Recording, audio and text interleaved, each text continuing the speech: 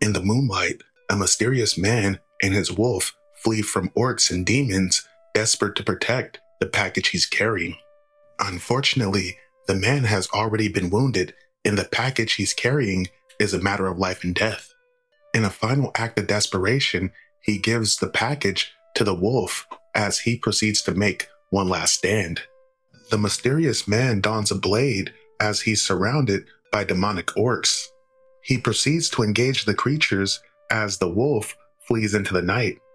Although he fights valiantly, he's felled by the creatures as a mysterious witch demands the creatures bring her that wolf.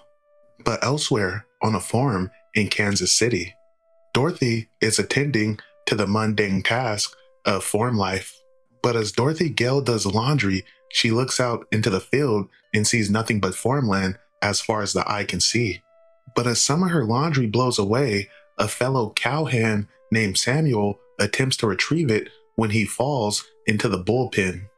Now the bull is immediately on that ass, but before Sam could be done in, Dorothy hops in the enclosure with a red cloth in an attempt to lure the bull away. Adrenaline pumps through her veins as the bull charges her.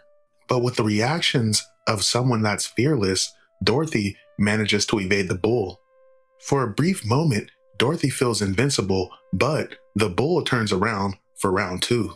Now as the bull charges, Dorothy manages to hop out of the enclosure in a nick of time. Later that same night, as Dorothy and her family finish eating dinner, Dorothy gets ready to take the leftovers out to the pigs. But as Dorothy goes outside, she's confronted by a silver wolf that doesn't seem to be happy. Now Dorothy notices the wolf is actually wounded, so Dorothy gives the wolf some food and she tends to the wound. Now Dorothy and the wolf end up becoming friends, with Dorothy urging her parents to let her keep the wolf. Now reluctantly her parents agree as Dorothy names the wolf Toto. Now Dorothy and Toto would become pretty much inseparable, but in the coming days, a strange black vehicle would pull up in front of Dorothy's residence. As Dorothy is approached by a mysterious woman, Toto the wolf starts to growl. Now the woman claims the wolf belongs to her and she demands Dorothy hand him over. But Dorothy's father comes outside and tells the lady it sounds like the wolf does not want to go with her. Dorothy's father basically tells her to leave or else she's going to have to negotiate with the smoking barrel end of his shotgun. Now the mysterious woman leaves, but she looks into her crystal ball because as it turns out, this is no ordinary woman. This is the Wicked Witch of the East.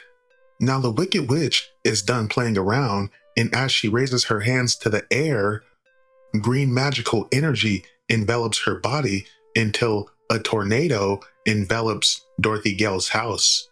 Now Dorothy's father tells everyone to get to the storm cellar, but in all the confusion, Toto runs off into the distance and Dorothy goes to retrieve him.